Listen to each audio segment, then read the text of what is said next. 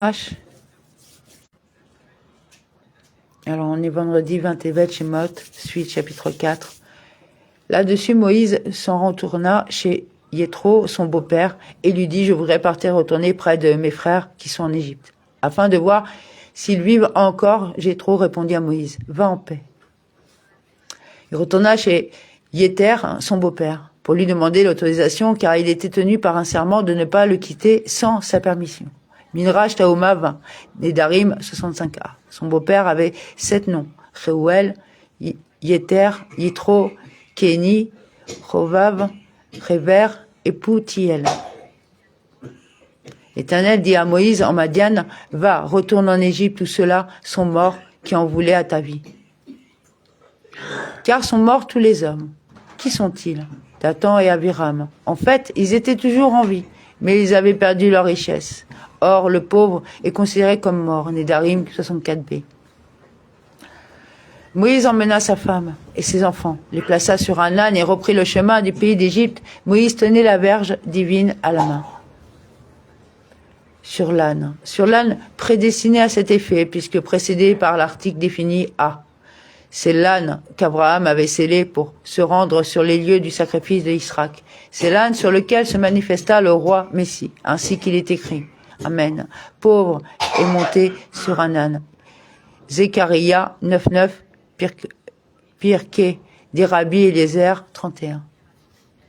Il retourna au pays d'Égypte, Moshe prit le bâton. La Torah ne suit pas un ordre chronologique rigoureux. Moshe a commencé par prendre le bâton, voir verset 17, puis il est retourné en Égypte. L'Éternel dit à Moïse, maintenant que tu te disposes à rentrer en Égypte, sache que tous les miracles dont je t'aurai chargé, tu les accompliras devant Pharaon. Mais moi, je laisserai s'endurcir son cœur et il ne renverra point le peuple. À ton aller pour retourner en Égypte, sache bien dans quelle disposition d'esprit tu dois y retourner. Tu devras être fort dans l'accomplissement de ta mission, accomplir tous mes miracles devant Pharaon et ne pas avoir peur de lui.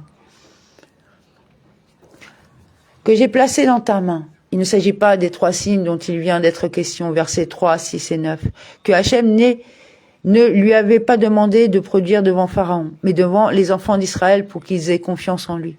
Il n'est d'ailleurs indiqué nulle part qu'il les a manifestés devant Pharaon.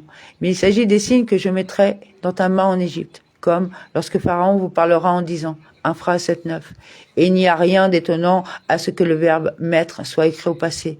Samti, j'ai mis, car il signifie, lorsque tu lui parleras, je les aurai déjà mis au futur antérieur dans ta main. Alors tu diras à Pharaon, ainsi parle l'Éternel Israël, et le premier-né de mes fils. Tu diras à Pharaon, lorsque tu auras compris que son cœur est endurci et qu'il refuse de laisser partir le peuple, tu lui diras ceci.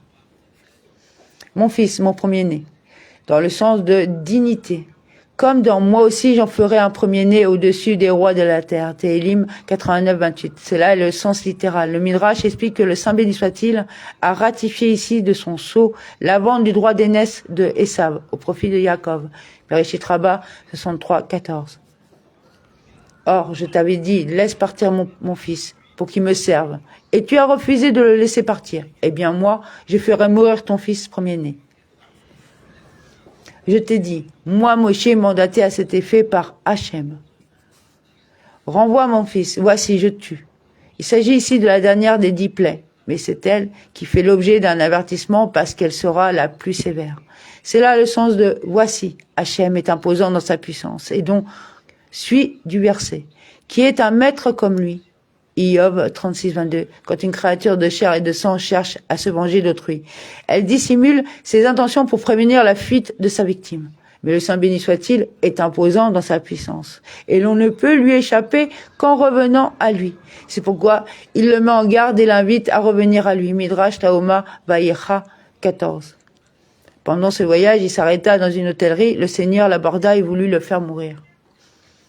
Ce fut en chemin dans l'auberge. Moshe était en chemin dans l'auberge.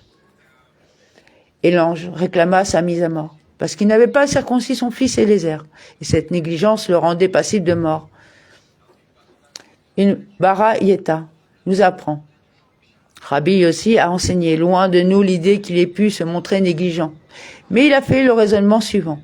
Vais-je circoncire l'enfant et me mettre En route, l'enfant sera en danger pendant 3 jours. Vais-je le circoncire et attendre 3 jours pour la guérison? Le Saint béni soit-il m'a pourtant ordonné, va, retourne en Égypte. Pourquoi alors a-t-il été puni? Parce qu'il s'est préoccupé d'abord de son hébergement au lieu de procéder immédiatement à la circoncision. Nédarim 31b. L'ange avait pris la forme d'un serpent. Et il avalait Moshe en commençant par la tête jusqu'aux hanches.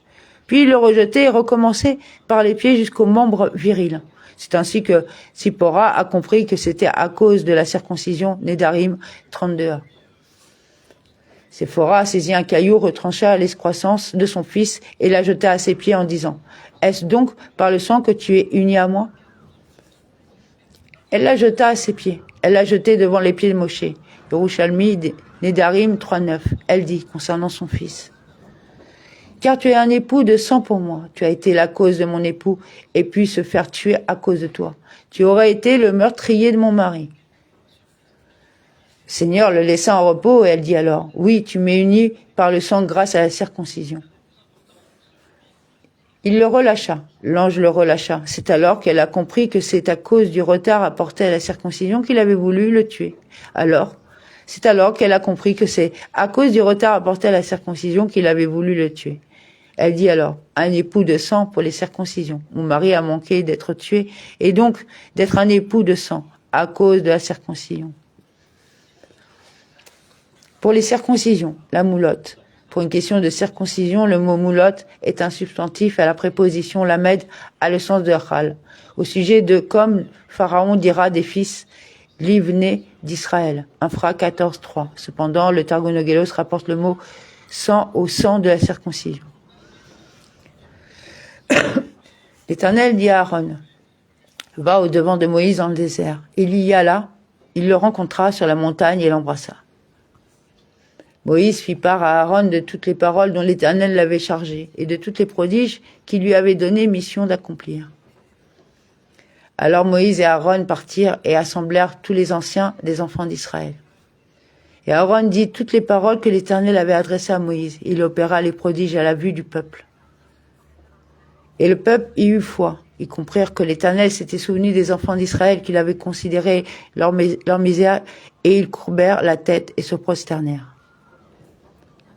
Amen. Amen.